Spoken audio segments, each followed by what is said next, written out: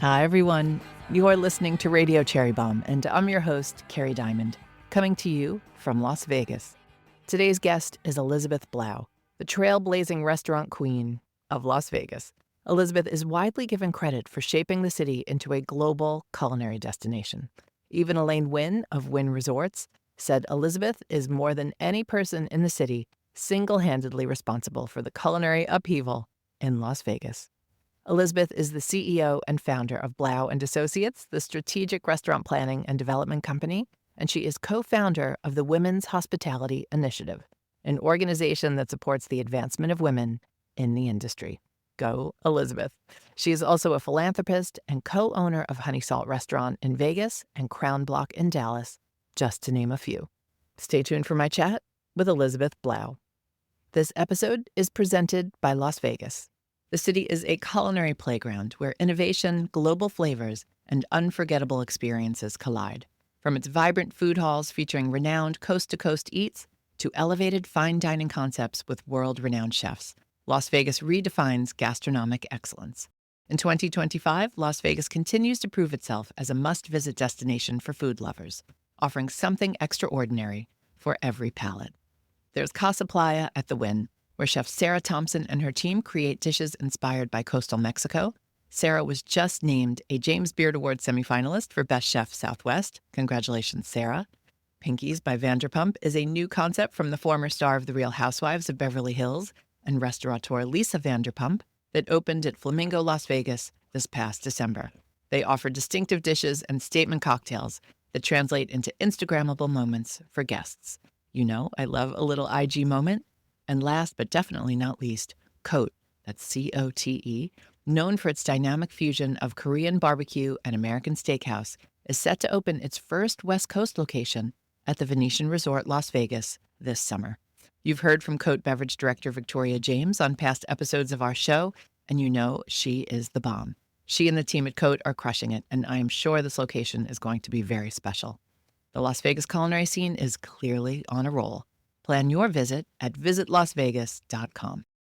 Thank you to everyone who joined us for our International Women's Day events in Las Vegas this past weekend. It was wonderful seeing all of you and getting to celebrate the Bombe Squad and some of the incredible women on the Las Vegas scene, including today's guest, Elizabeth. If you haven't checked out the other episodes in my Vegas miniseries yet, please do. New episodes drop every Wednesday, and I've talked to lots of cool folks, from the Queen of Burlesque and kitchen enthusiast, Dita Von Teese, to pop-up baker Kimmy McIntosh of Milkfish. Now, let's check in with today's guest. Elizabeth Blau, welcome to Radio Cherry Bombe. Thank you. It's so exciting to have you here in Las Vegas with us. Well, I love Las Vegas. I'm trying to figure out how I get to stay in Las Vegas longer, but Cherry Bombe West. Cherry Bombe West. There are very few people who can say they helped shape the culinary scene of a major city. But that is what people say about you in Las Vegas over and over. Even Elaine Wynn of Wynn Resorts said, quote, Elizabeth is, more than any person in the city, single-handedly responsible for the culinary upheaval in Las Vegas, end quote. How would you summarize your contribution to the scene? Well, I mean, first of all, that's very humbling and lovely to hear. But, you know, I think the city was on this incredible precipice for change. You know, it was, when I got here, it was a gaming destination. People would look at me when I said I was moving from New York to Las Vegas like I was, you know, I had three heads. Like they couldn't understand what was happening. But the city was ready to be changed into an entertainment destination. Food, the shows, the retail. I mean, now we are a sports capital. Now we are an entertainment capital with all these residencies. So one part was timing. One part was the extraordinary opportunity to work for Steve and Elaine Wynn, two of the most incredible people ever to work for. Bellagio was really at this pivotal point where Steve would say that he was building, you know, the most expensive integrated resort hotel that had ever been built in the United States. And so restaurants were really going to be at the heart of that portfolio. So originally I was working for Serio Macchioni and the Macchioni family in New York. I had gone to work for them after I graduated from Cornell. I did my master's there and I went to open Osteria del Circo. But first, I worked in the original Le Cirque, which is now Danielle on 65th Street, for about 6 months before the restaurant opened. And I mean, what an experience. It was like getting a doctorate on my master's degree because, I mean, every night the room was just filled with the tastemakers, the artists, the politicians of New York and the whole world.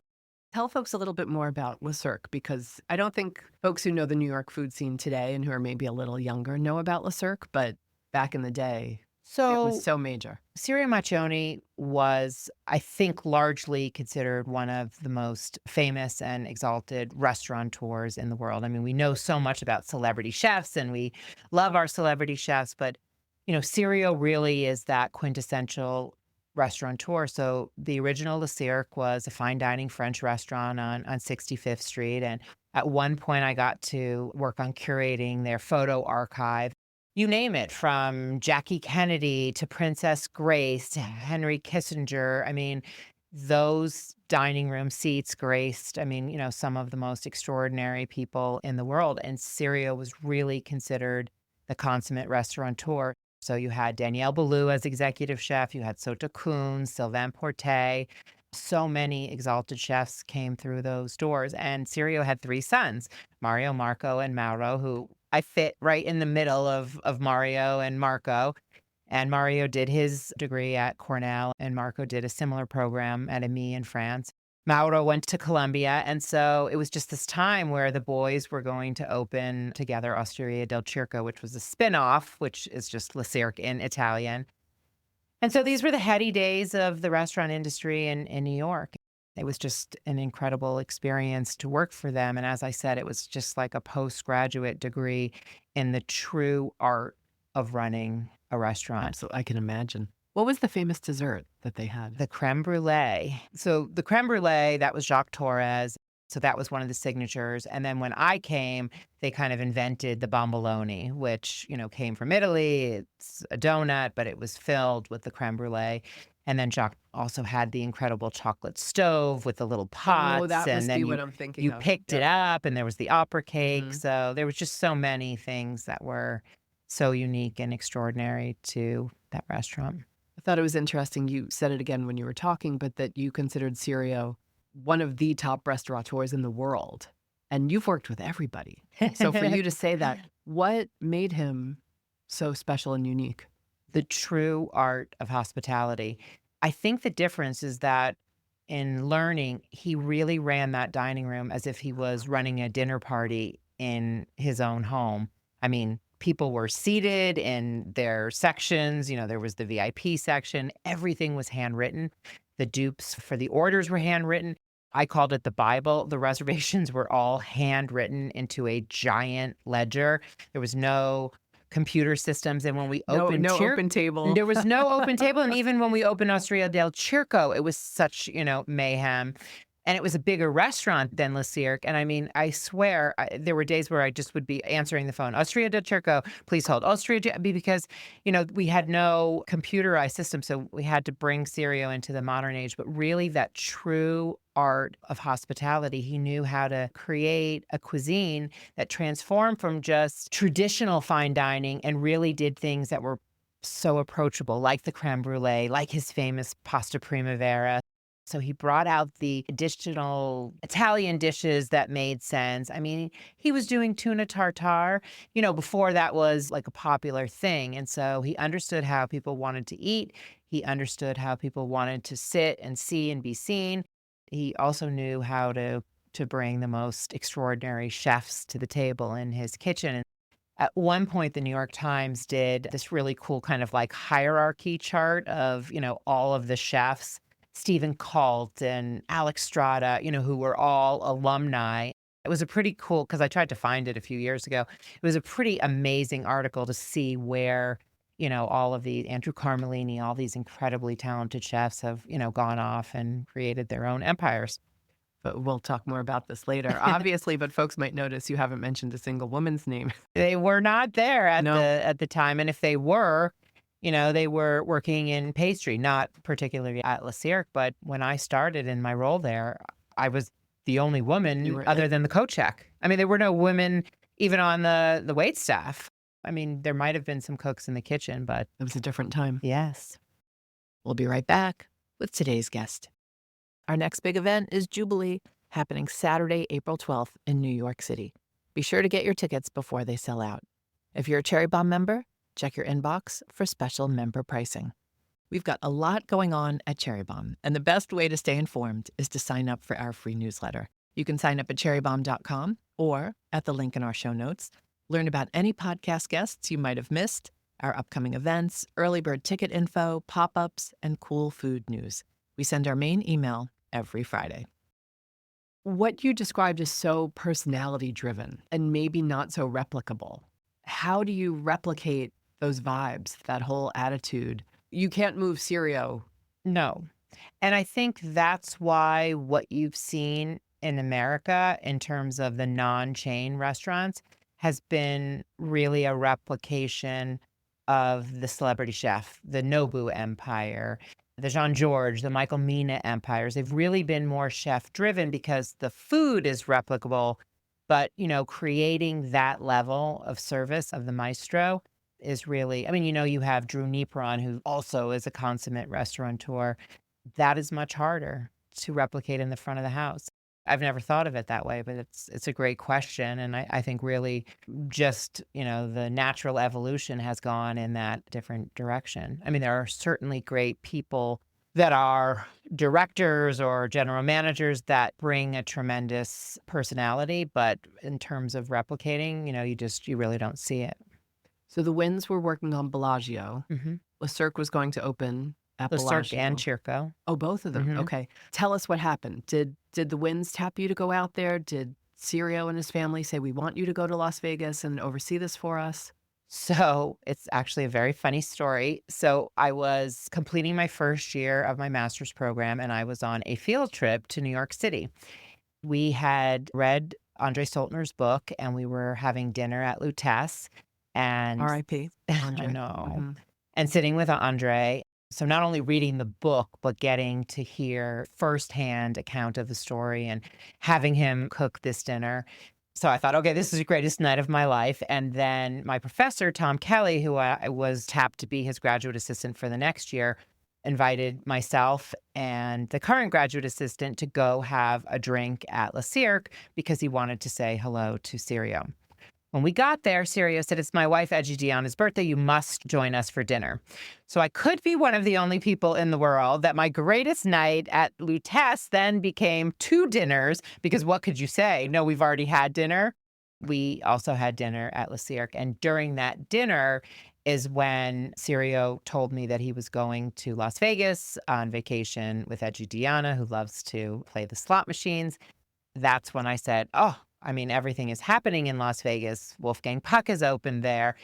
Really, because I was an avid reader. I mean, not that I had spent a lot of time in Las Vegas, but, I Had knew you Emerald. spent any time? Yes. So the Winds were family friends, and I would go to Utah hiking. And so I would go and visit my friend Jillian Wynn and stay at the Mirage. But I was a New Yorker. I was not a Las Vegan. And so I said to Sirio, when you're out there, if you'd like to meet Steve Wynn, I'd be happy to make an introduction. It turned out from the days of the Colony, which was Sirio's original restaurant that he worked at, they had known each other, but I reconnected them, and that's where this idea came.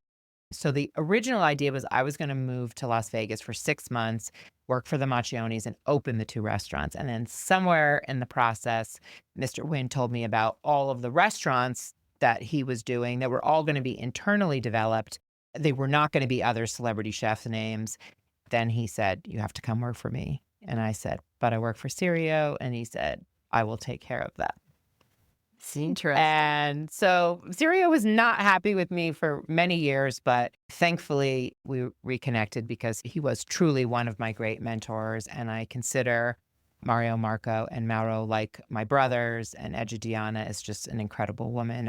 They took me in and treated me as The daughter that another didn't have. member of the family. And so for that, they changed the trajectory of my career, and I will always be extraordinarily grateful for the opportunity that they gave me. And the Bellagio, I mean, that was a huge opening. That must have been lucrative. It for was them to have the restaurants there. Yes, it was a huge opening. There was going to be the first permanent Cirque du Soleil show, which was going to be this water show with O. Mr. Wynn was working with Andre Bocelli and Wet to do those incredible fountains. The retail read like Madison Avenue with Hermes and Armani. And so the conversations just started. Well, you've got this restaurant, it's labeled retail cafe, it's in between, Prada and Hermes. It's got a pizza oven, it has to be different than Chirco.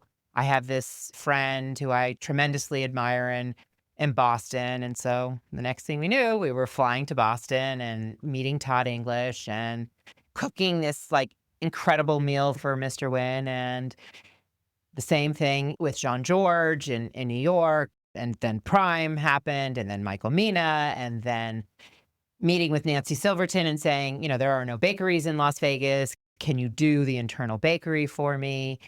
Then Tehel Chihuly was blowing 300 pieces of blown glass for the incredible ceiling.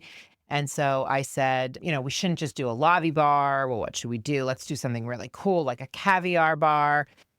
I had dated a guy who was a chef at Petrosian. So I was like Petrosian. So the next thing I know, I was on a plane. I was in a warehouse with Armin Petrosian with giant vats of caviar and a big spoon. And I ate so much caviar on that trip that I had to buy new shoes because my feet were so swollen. It was a pretty extraordinary, heady time. And I think I was going to use the word heady. That's yeah, like it was. a bit of a And whirlwind.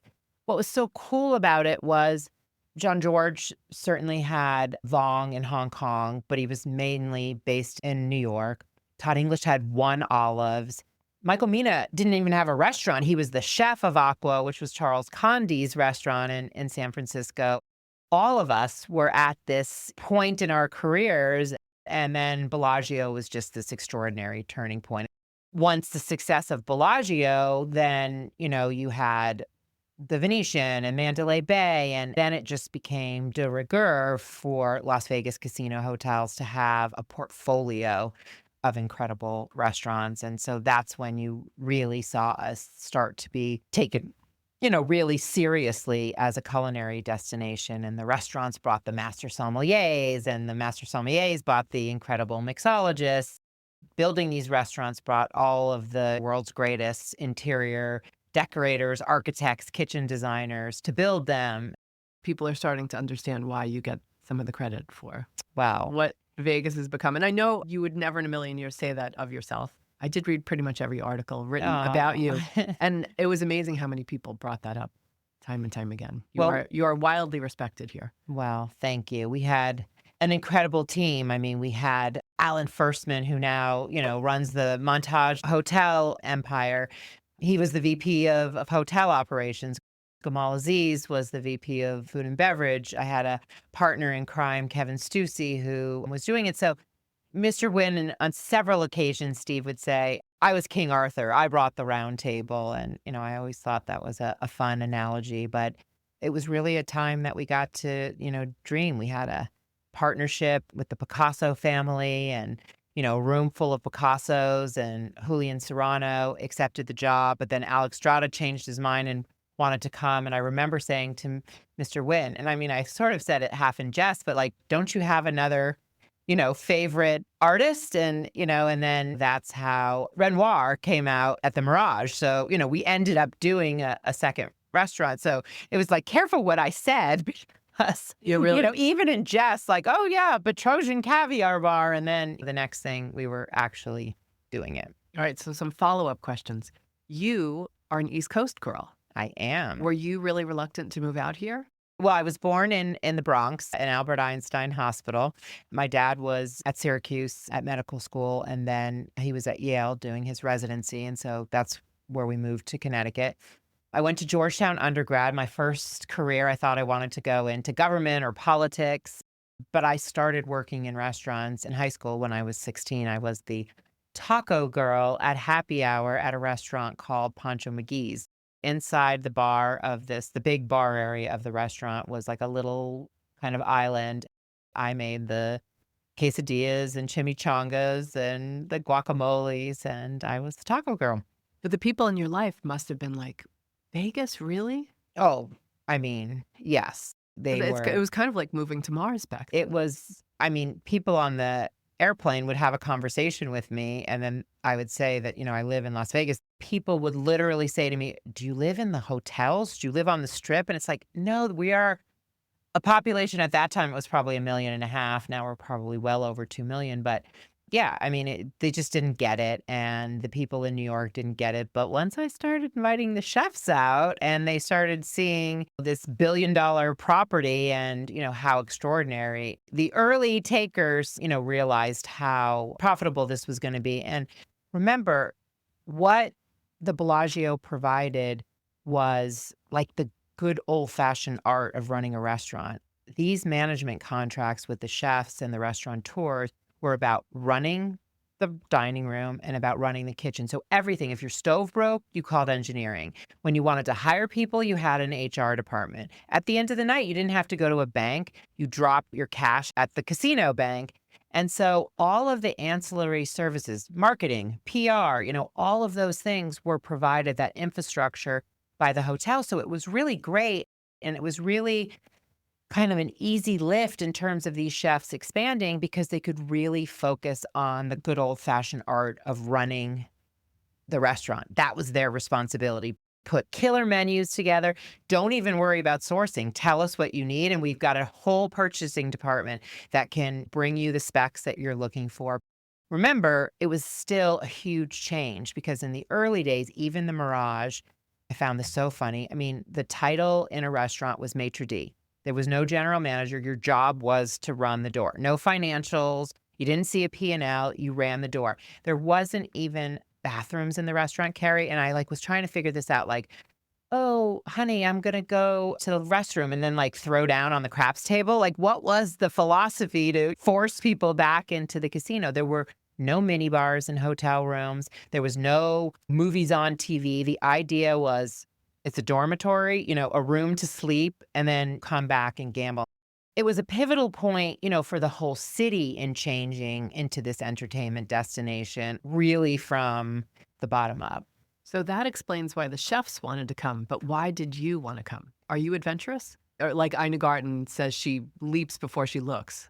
Yes, I'm a leaper before I look. My husband would definitely attest to that. I just thought it was going to be an opportunity of such magnitude and proportion. I'm sure I was one of those little kids who was like, I'm dreaming big. I don't know what it is. I had so many great mentors. I had so many people on the path and journey because I knew I loved this business, but I didn't know what I wanted to do. From the taco girl at Georgetown, I worked in the student cafe, flipping burgers and frying fried chicken sandwiches. I worked in a fine dining restaurant for 3 weeks on the line. Then they moved me to garde manger, and then I ended up in pastry. I had a catering business. I worked as a bartender. And then when I graduated, I wanted a break before I was going to apply to law school. And I went to Boston and worked for a big liquor distributor. And so I saw the supply side of the business. I moved to New York and I worked for Atlas Floral Decorators, and my office was in the Plaza Hotel. So I kept trying all of these jobs in the industry, but I just didn't know what my thing was. And I didn't know it was going to be development. And I certainly didn't know that it was going to be consulting. But I love the business of the restaurant business. I mean, you have to be grounded in understanding the operations if you're going to be good at it. Having our own restaurants grounds me in that day to day. I never could have imagined that I created something. So the fact that I was in Las Vegas was a happenstance. Now it's home and, I can't imagine living anywhere else. It's just such an extraordinary, vibrant place. But yeah, I leaped before I thought.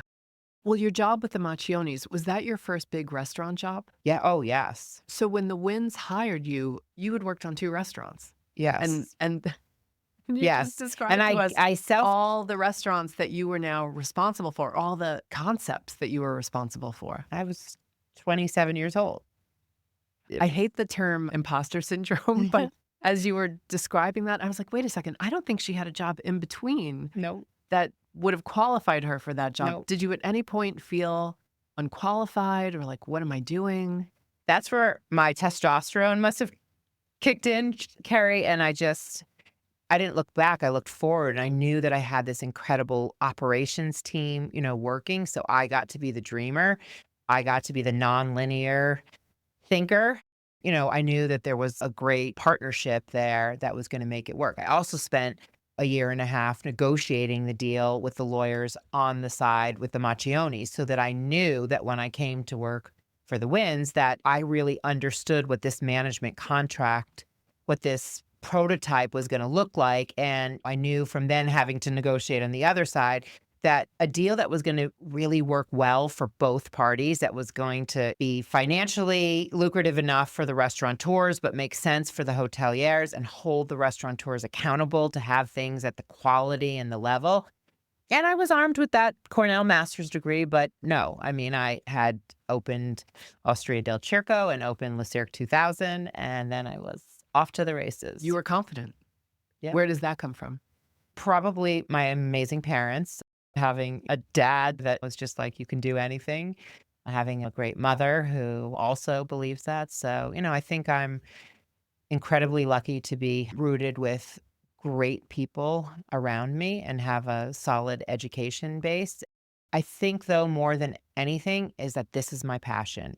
I wake up in the morning, even we're talking more than 40 years doing this, and I still wake up with that same excitement about trying a new restaurant or going to a new city and doing the research about where I'm going to eat. You've said of your parents they loved food and travel, and that was something that they shared with you. How did they share it with you?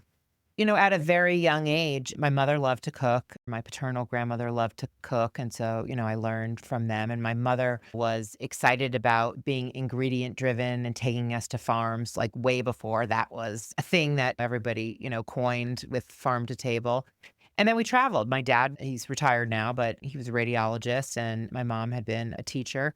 They love to travel. And so at a very early age, whether in the US or traveling abroad, it was just always about art and eating. And the funny thing is my sister is an artist. She's a painter.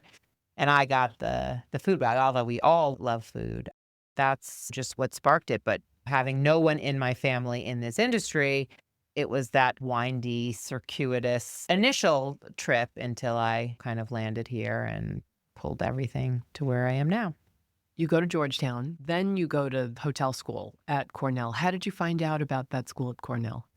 I think everybody at the time kind of knew it. And I guess there was one other little nerdy piece of the puzzle when I was younger. I always loved to read. And so I got all of the food magazines, and I had every issue. I have every issue of our Culinary. While other girls were looking at like Teen Beat and Tiger Beat and, all the rock stars, like even at a young age, I love the chefs. I just thought Gilbert Lacause was the dreamiest to die for. And so then when I got to know Amy Sacco, who was his fiance, unfortunately, before he passed away, he was Le Bernardin for the new for the newer listeners.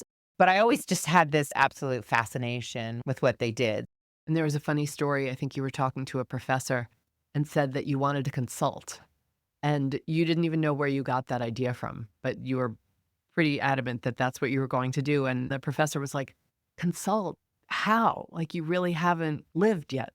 You said it in such a nice way, but she was more horrified. It was not very nice how she said it. And I just remember being like, I'm going to show her, But she was right.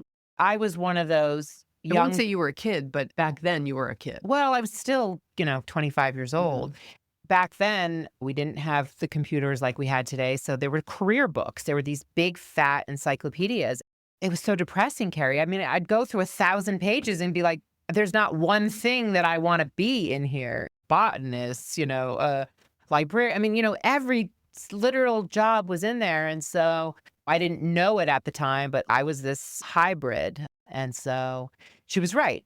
So luckily, I really got those roots from the educational side, from working for the Macchionis, and then just got thrown into the middle of this extraordinary adventure. We're going to fast forward a little bit because you've done so much. We've got a lot of ground to cover. You become the Executive Vice President of Restaurant Development and Marketing for the Wynn Las Vegas, where you developed and oversaw all aspects of food and beverage for hundreds of restaurants.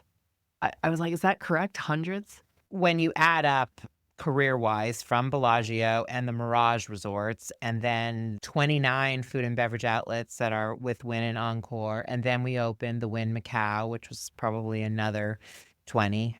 Over the span of my career, it is literally That's hundreds. remarkable. How did you keep it all straight? Well, luckily they weren't all at the same time, but opening these mega resorts, I mean, first you think you're going to open Bellagio, and I'm like, okay, this is a career pivotal highlight. Nothing is going to top this. And then Mr. Wynn opened the Wynn, and then the Encore, and then the Wynn Macau. Those were more complicated. And luckily I had plenty of restaurants under my belt before that. But opening 26, 29, 30 outlets simultaneously on the same day just takes extraordinary level of execution. And that's why you have a giant team of people. And in most of these properties, the largest population is in F&B, because whether it's room service, banquets and catering, in the individual restaurant outlets, it's like a whole company within a company with a vice president, vice presidents of fine dining, senior vice presidents. Luckily, there's an entire operational infrastructure because I think when you really look at it practically, it's divided into two categories. There's people who do development and there's people who do operations. I'm a unique kind of unicorn that does both, but my passion is definitely in the development side. And luckily, I am married to a former chef who is now a chef and restaurateur who loves the operational side. And so we're able in our own business to divide and conquer. Well, doing that job, you also had your own consulting company, which you still have today, Blau and Associates. You launched it in 2002. How were you handling these two jobs at once? Well, remember, I moved out here to work for the Winds and to work for Mirage Resorts, which was the opening of Bellagio, and then the opening of Beau Rivage and Biloxi, and then the redoing of Mirage and Treasure Island, even Golden Nugget. And then Steve sold the company to MGM. And so I thought, okay, I'm going back to New York. And then Terry Lanny, who was then CEO of MGM Mirage, the new corporation, asked me to come and work in a similar role, which is when I got the promotion to senior vice president. So I oversaw the restaurant development for the new projects for MGM and Mirage. I only did that job for about 2.5 years, and that's when I left to start my consulting business. Then I started the consulting business. Then my husband, Kim Cantunwala, and our business partner, Jason Lappin, joined us. And then Mr. Wynn decided he was going to do Wynn, and then he asked me to come back. So I left my namesake company. My husband and Jason ran the company. I had our son, and then after 2 years, I was like, okay, this is too hard. So then I went back. Now I am in a wonderful role of consulting on the new development for Wynn on all of their various properties. We have 9 restaurants that we either own or operate under a management contract, and then we have the consulting business. So tried not to do both at the same time, but still find myself juggling a lot of different things now, including my passion, which is inspired by Elaine Wynn, which is all of the nonprofit work that I do. What made you want to launch Blau and Associates? Probably I'm so competitive in that comment that professor made so many years ago about being a consultant. No, I mean, I think that the consulting thing, I love operations, but I don't like the consistency that makes a restaurant great of doing the same thing all the time, every day. I love the idea of doing new things and starting projects and giving birth and handing them over to somebody else. I love the balance. And so I think that was what was appealing. And I love the learning. I love the knowledge. So I get to develop casinos outside of Seoul, Korea and Incheon and travel all over Korea and we're building a giant city in Riyadh. And so spending time traveling throughout Saudi Arabia and the Middle East, we did programs for proprietary catering programs for NetJets. We've created programs on the cruise line. And so each and every one of these, while we're bringing an area of expertise to the table, you're always like this insatiable quest for knowledge and seeing new things and learning new things. I think that's the exciting part. And that's the part that, kind of is really electrifying for me. A lot of folks think about leaving their job and striking out on their own, but it can be scary.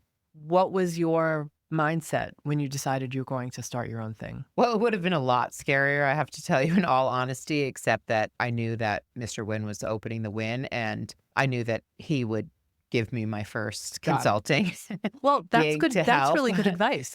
I have friends who've gone off and freelance, but they didn't have that first client lined up before they made that move. Yeah. I mean, I had thought about it for a long time and, just kind of putting out your shingle after being part of these giant corporate entities where you have your 401k and your healthcare and infrastructure. Making that transition, you really have to. Some people will give you the advice that you should have 3 months rent and, in a nest egg, but you really have to plan. It's not a good idea to just strike it out on your own without a plan. I would say that I'm adventurous, but I definitely have a side of conservatism that I get from my dad. And I wanted to make sure that there was, a landing, but I could never have imagined that it would grow into, the business that we had now. And really starting to open our first restaurant, which was, well, the first was Simon that I had with Kerry Simon. The second was Honey Salt. Those just kind of happened organically and then they kept growing and now we're 9. That was not part of a master plan either. But we have to talk about Honey Salt because that is Yes. kind of your baby. Even though you said you don't like the operations side, in 2012, you decided it was time to open your own restaurant, Honey Salt in Summerlin, which is right outside Las Vegas proper. Yes. And you opened the location with your husband, Kim, who you mentioned, who was a chef and is a chef again. Why did you open Honey Salt? Were you craving something smaller in scale than what you had been working on? So Honey Salt is literally a mile from our house and our office. A friend of mine had the lease. It was one of our favorite restaurants. It was an Italian restaurant and a wine bar, and they expanded and ran into some trouble. And the space sat empty for forever, and I just hadn't thought about it. I mean, you always dream of doing your own thing, but it just wasn't. And a friend of mine had the lease and had a non-compete and realized that he wasn't going to be able to execute on the lease. And so called and we went and looked at it. This idea came that why don't we do a restaurant? Because we love to entertain at home. We love to entertain if we travel and Most people who rent a like to entertain house. don't necessarily say, let's open a restaurant. We can open a entertain there restaurant. instead. So that was the idea. It's like how we like to eat at home. It's how we like to entertain. I did the interior design, and so it's very homey and eclectic. When ABC had their home store, a lot of things came from there, and it's got a big open kitchen. So that's how we came about the idea. And then we also added on other pillars like caring about our community, caring about the people that work for us, and trying to create a better work environment. Right now, we have an entire leadership team in the front of the house that's all women, not by design, just organically. So trying to put into practice some of the things that are important. Even during COVID, we didn't have to lay people off. We were able to start something called Delivering with Dignity, which was this emergency response to the fact that a lot of the ways that people with food insecurity were able to get their food were going to be, completely shut down. We kept it going from public funding even after the pandemic. And at the end of 3.5 years, we had delivered almost 1 million meals directly to the doorstep of those most vulnerable in the community. We partnered with 40 nonprofits. We saved 40 restaurant jobs, and we fed almost 1 million people. It's things like that that we're able to do that were meaningful beyond just, okay, here's a fried chicken sandwich or a kale salad with green juice. I think that's what's made it special. We're going to take another jump in time to February 18th, 2020. You and 3 of your associates, Mary Choi Kelly, Jolene Menina, and Kristen Whittenmore, launched the Women's Hospitality Initiative. What was the aha moment or the seed that led to that? You're familiar with Joanna James and her film, A Fine Line. I think she had read something about me and she just sent me a DVD, which is not a thing for the young people listening, but a DVD. And it just sat on my desk for a long time. And Kristen was working with me at the time, Kristen Whittemore. It was like a Friday afternoon. And I was like, you know what? We should watch this thing. And we popped it in and we just sat there speechless for the hour and 20 minutes. I knew a lot of the women in the film, was so inspired by Joanna's mother. I thought to myself, this is not the 20-year-old Elizabeth. This is not the 30-year-old Elizabeth. This is a 50-year-old Elizabeth. And I'm watching this, and so many people have been incredible mentors and remain incredible mentors. But like, how is this possible? We're not talking about 1970. I mean, how are we still having women? More than 50% are attending hotel schools or culinary schools, and that people that are going on to be restaurant owners or executive chefs are still in the single digits. Like, something is just wrong here. It was one of those leap before you think moments where I'm like, something needs to be done here.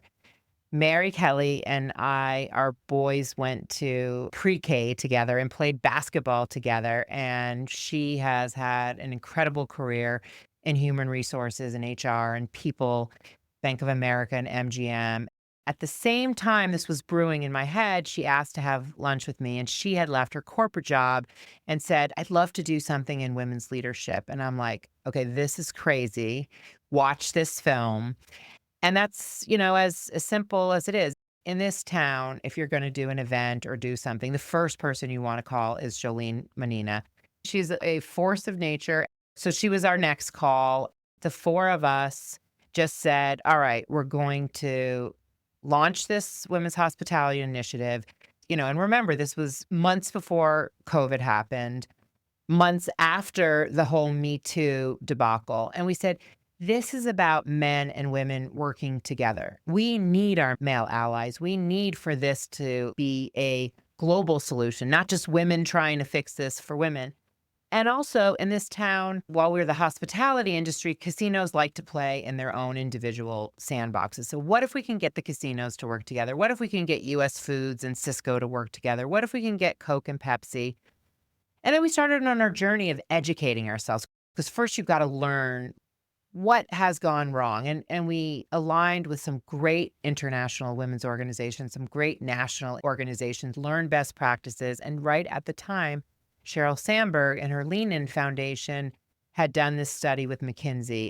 We all know about the glass ceiling. You hear ad nauseum about the glass ceiling, but this whole phenomenon that she identified of the broken rung, like a rung on the ladder, and that men and women were entering the workforce in the US in equal numbers, but women were falling behind in the first job.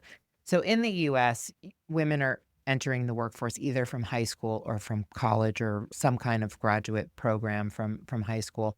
So what if we could first focus on education? And the pandemic hit.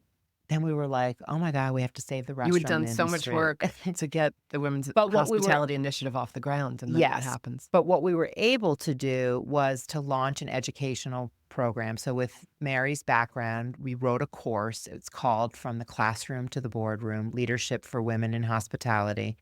Because of my educational board positions, I was able to convince Dr. Ryan from the Culinary Institute of America, Dean Chang from Florida International came on, San Diego State came on, UNLV came on board. And even through the pandemic, we were able to do that. We were also able to partner with the National Restaurant Association on their high school Pro Start program and launch sort of a mini module with 4 high schools here. So despite all the craziness in the world and literally selling toilet paper and flour from, honey salt, we were able to keep this going. And now we're, kind of launching into our 2.0. We've all kind of had a deep breath, gotten our feet below us, and are ready to, to really move forward. When the four of you were talking about starting this, I'm guessing it was a time where you could look back on your own career. Did you have many female mentors? The funny thing is that all my mentors were men until I moved to Las Vegas, which seems counterintuitive. I know but- Elaine Wynn was a huge So, mentor of yours. So Elaine Wynn, was a huge mentor on so many things, and really was one of the people that got me involved in philanthropy. Diana Bennett was another client, and then family and friend. Her father, Bill Bennett, was one of the casino pioneers of the city. So she, again, like Elaine Wynn, was one of the first women to really break into, from an executive perspective, into Las Vegas from the casino side. Jan Jones was our mayor, and another just like deeply inspiring person in the city. And so, yeah, all of my career, all of my mentors Skip Bronson, Stan Bromley, Sirio were all men. And then this kind of transformation coming to this very casino-oriented, very male-dominated city, but like some real powerhouse women. And now there are women leading at every level in Las Vegas. Oh, and yeah. There's a Well- tremendous improvement. We're going to talk about that. You've got a big event coming up here in Vegas at the end of March. Tell us about it. We reconnected with Joanna James after 5 years after, we launched this tremendous event and launched her movie here in Las Vegas and at UNLV at Hospitality Hall at their hotel school. She approached me again and said, "Hey, listen, we've got this conference. It's 2 years. It's fledgling. Do you think about moving it to Las Vegas and partnering our organizations?" And really that's been at the core. The philosophy is, how do we bring more women to work together? We don't want to have any proprietary interest in what we're doing. We want to expand our courses. We want to share anything that we're doing. So we thought it sounded like a great idea. The Wynn signed on as our title sponsor in the host hotel. So it's March 30th and 31st. And so I hope every woman listening comes out here, because the women that are speaking and the women who are providing the educational platform, I want them to be learning from the younger women who are restaurant managers or assistant managers or food and beverage directors or assistant directors or sous chefs or pastry chefs or executive chefs. This is meant to be this incredible 2 days of women inspiring other women and learning, and you can focus in some of the breakout sessions on things that are interesting. We have people like Todd Lenahan, who's the president of Wynn Design and Development, who's just going to give a keynote on inspiration and how design affects and impacts the process. I'm going to do a keynote fireside chat with Elaine Wynn, where we talk about, kind of our history together and that mentorship. But I'm dying to hear that. there's networking sessions, and there's something called speed dating, where you connect with people who may be able to answer questions or who are maybe role models on how they got to the path that they're in. And so I think it's just going to be this great, really inspiring 2 days, which will be culminated by what we call a gala. It'll be on 3 floors of Hospitality Hall, and we're going to have women winemakers and distillers and brewers, and have great mixologists doing cocktails, and women chefs and restaurateurs. Any women-led chefs and restaurateurs of restaurants in Las Vegas will be providing their food and their energy, and it's an event for men and women, and that will just be the fun culmination of the events. You love a big project. I just seem to have an addiction to doing that. Well, the good news is Vegas has changed a lot when it comes to women and their role here. The number of women fronting restaurants, the culinary talent, front of house, back of house, is really remarkable. I mean, I've been tracking everyone, and we get to the point with the city where we literally have to start a spreadsheet and write everyone down so we can remember who's who and where are they and what are they doing. Why did that switch flip? I think that first you break the stereotype that this is, a male-dominated city, and so now there are. But it wasn't a stereotype. It was true. Yes. Yeah. But first you got to get beyond that to know that there are opportunities. There's a half a dozen presidents of properties now. You have women chief legal counsel, you have women CFOs, you have Elena Nieves, who've met at Wynn, who's the senior vice president of F&B. We still have room, we still have opportunity for women on the culinary side. We're still talking about, okay, this chef at this property, one here, one there, but there's no wall. There is no lack of opportunity for people who have the drive and the capacity and the want to do it. This is a town of real opportunity now. Vegas specifically, for the longest time, it was Mary Sue Milliken and Susan Feniger who were the only women Yes. who owned their own place on the Strip. I did not know Nancy Silverton had a Las Vegas chapter. Well, what she did was she created and concepted our bakery. So it was not public facing, but she put together the infrastructure when she was still La Brea of the bakery for us at Apologio. Since I have you, I just want to get a little bit of restaurant advice for you, because we have so many restaurateurs who listen to the show Sure. and people who work in restaurants. You obviously know what makes a successful restaurant today. You've got so many of them under your belt. You've said it's not necessarily a great chef or even great food today. Those are lower down on the list. What's at the top? It's hard for me to say something like this being married to a chef, but if you had asked me 10 years ago, I would have said, it's the food, It's the service, it's the design, and it's the marketing. Now it's a total flip. You can have the greatest food, you can have the greatest service, and if people don't know about you and you're not standing on your head and lighting things on fire and being Instagrammable, then you absolutely are going to have a real problem. So Right. You and I both know so many places that were great that that didn't are no last. longer. Mhm. I would say understanding and having a great business and real estate deal as well as marketing, those are probably neck and neck and now because I mean, listen, if you can't make the economics work, you're out of the water anyway. But I think those are the two.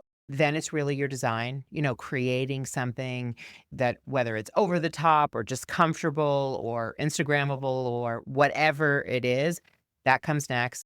You've got to be able to market yourself in whatever category and niche, then food, then service. You are a big believer in marketing. You've talked about marketing a few times. And that's something restaurant owners historically have had a hard time doing. They don't get into the business to be marketers. What is some marketing advice for our listeners? Well, I mean, if you can afford it and it's in your budget, it's great to have a PR team and a partner. And, there are PR partners that we work with that are one women shops. There are agencies that are much bigger. So there's something for every budget, but it's hard to amplify your own voice to say, oh, we're the best at this. Or so having PR partners, they're also out there talking to the journalists with relationships to the journalists, bringing the right opportunities for you and also looking at things in a different way. Oftentimes when we're in the restaurant, we're not seeing the forest through the trees and not seeing where the opportunity is. And so I think you also need to be organic to yourself. Don't try and do things. Don't create dishes for your menu that are not authentic to, who you are and what you're doing just because you think you can get TikTok followers. There's got to be a method to what you're doing and then get involved in community.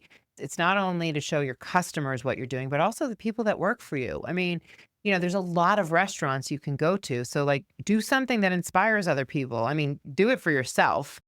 When are you getting a cameo on Hacks? Oh my God, that show is so hilarious. My new cameo that I would like though is on Landman. Wait, I don't know that show. Oh, Landman is like the new Dallas.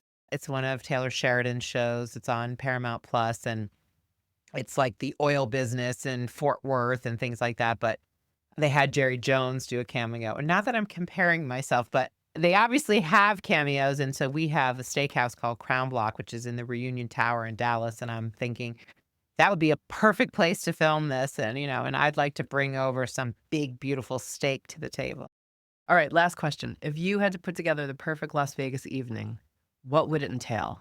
And who would you want to bring along with you? Oh. And you can mention your own places because your places are great. I would definitely start at Buddy V's with some of our great antipasto, probably, a pizza, and just has such a great vibe. Buddy Velastra was in town and we were actually just sitting at a table in the bar. And it was funny because there were two tables on either side of us. And I saw them kind of looking over, but they're probably like, why would he be sitting at the table in the bar next to us? And then when we got up and somebody like, can we take a picture? Like they were like, oh my God, it is him. So anyway, it has Buddy is the cake boss. Buddy for is all the of you cake listening. boss. Mm-hmm. So it has a great vibe. And then I would definitely go over to the Wynn and have a margarita with Sarah Thompson and have some of her delicious food because At Casa Playa. at Casa Playa, because it's coastal Mexican, but it really is so special. I would probably then go take a swing through Delilah and have a cocktail because Todd Lenahan designed the restaurant. And I think it's probably one of the most beautiful restaurants in the world anywhere. And then And you did a big thing with Angie Marr there for Lunar we New Year. just did a Lunar New Year party with Angie Marr, which was so crazy and over the top and reminded me of being back in New York City.